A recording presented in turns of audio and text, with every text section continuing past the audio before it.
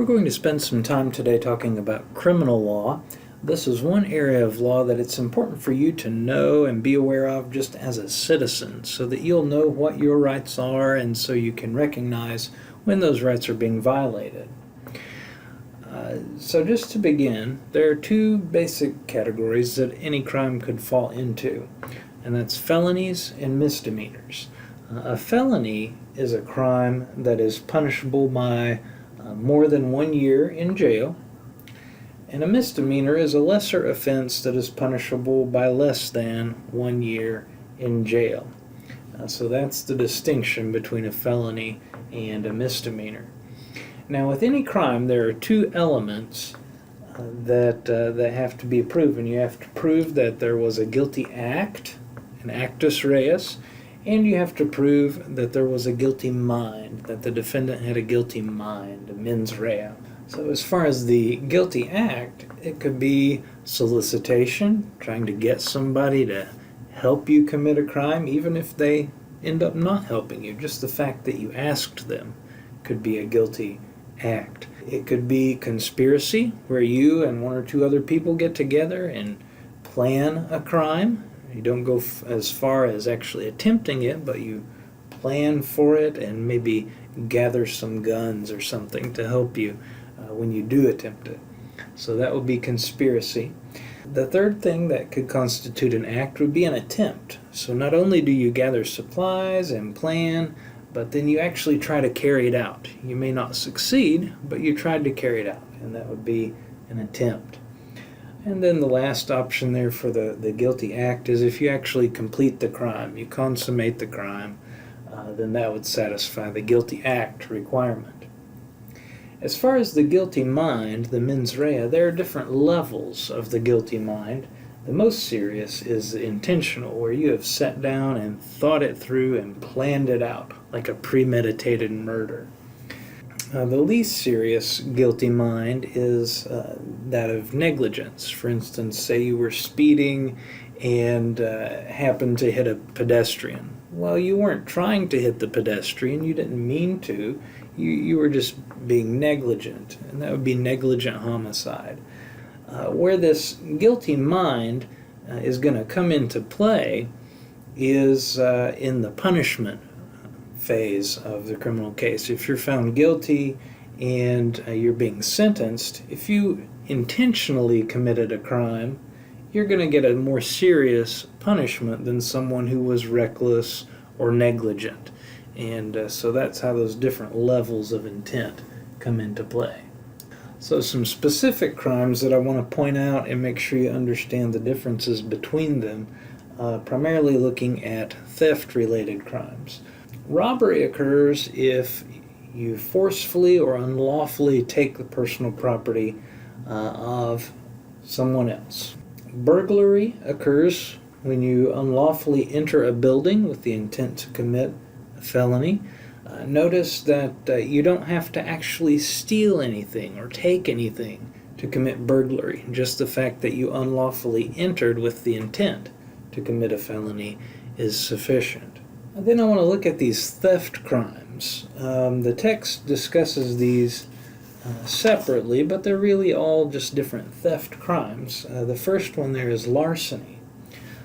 Larceny occurs when you take something from somebody else with the intent to permanently deprive them of their property.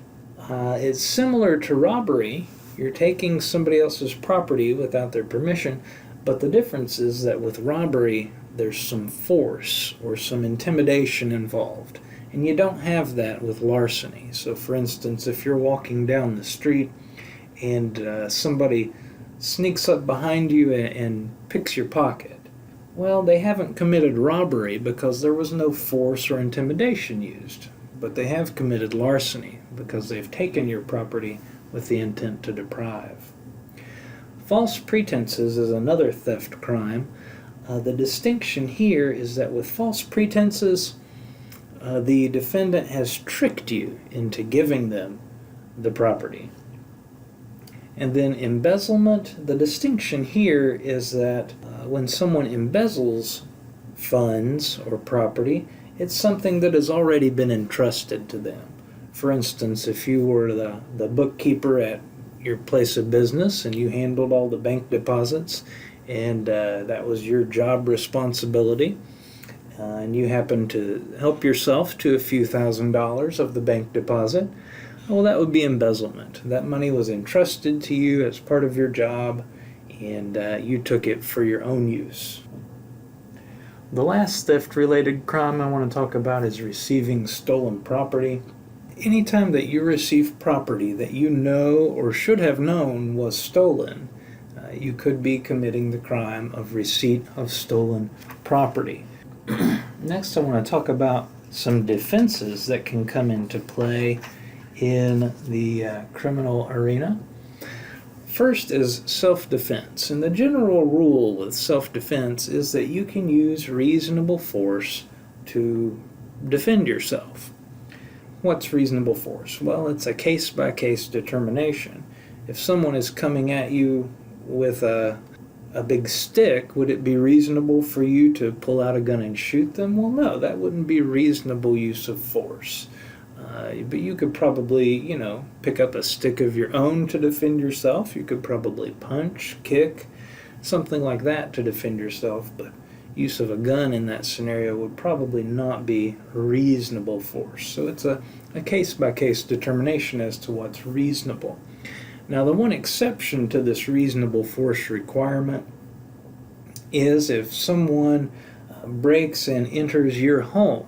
In Tennessee, we have what is called the Castle Doctrine, and the basic idea is that if someone enters your home without your permission, there's a presumption that they are there to do you harm, and you have the right to shoot first and ask questions later. So that's the one exception to this reasonable force rule. Necessity.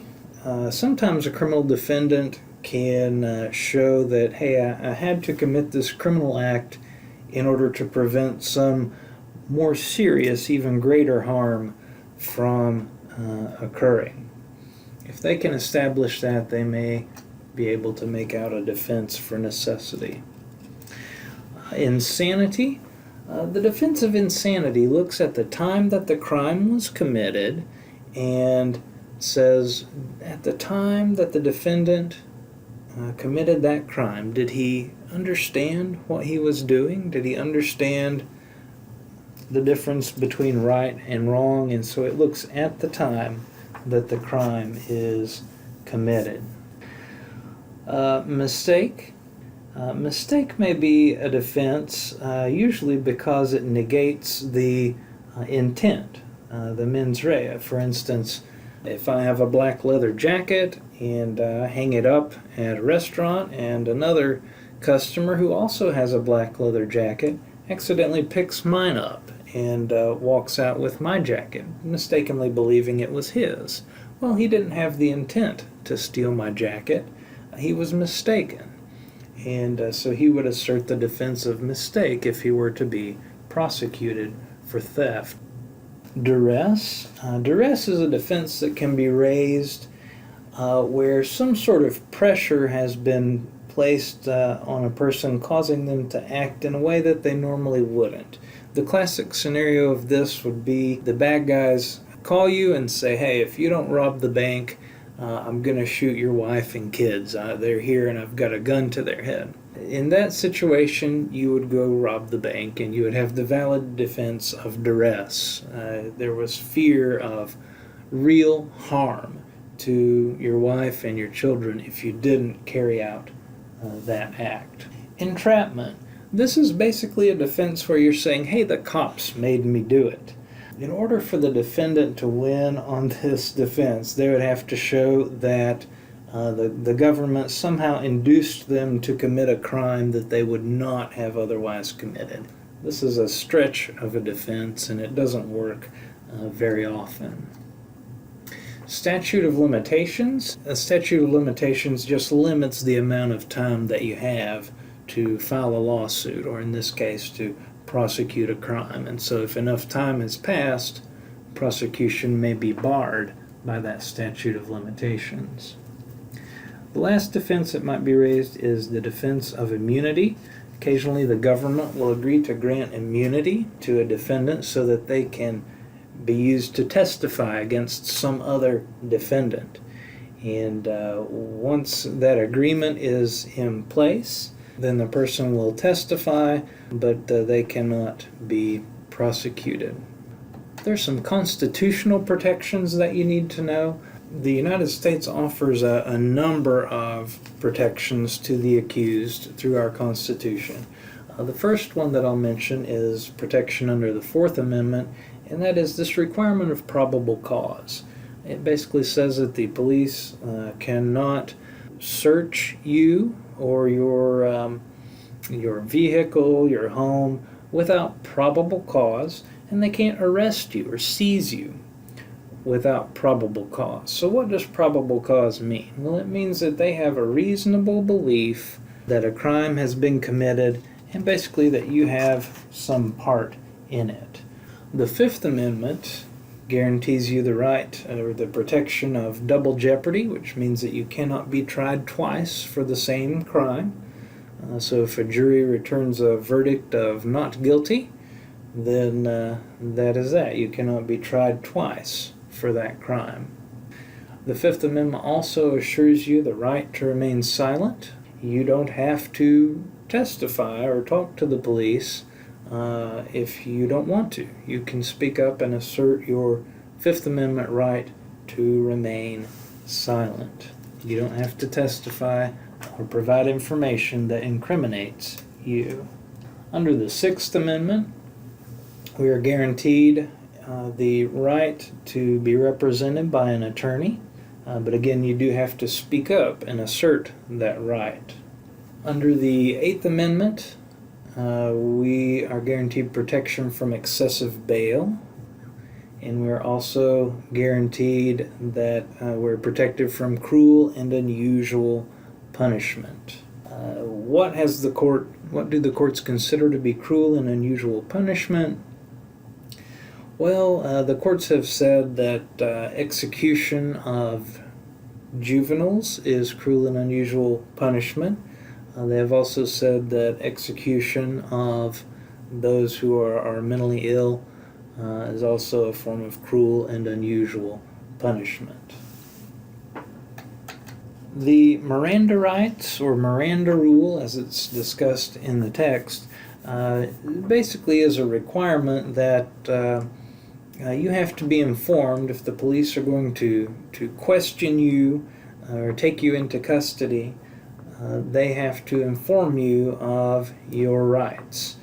The exclusionary rule is a tool that the courts can use to help prevent the government from abusing its authority.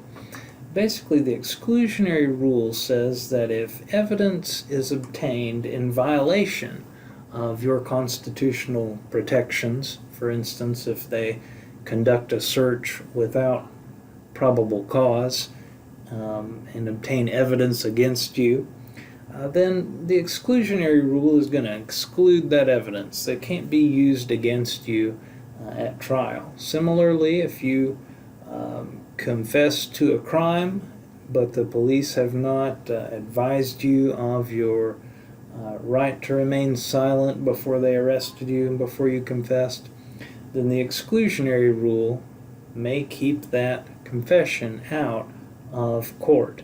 And so it makes it harder for the government to prove their case if they don't have evidence against you in court.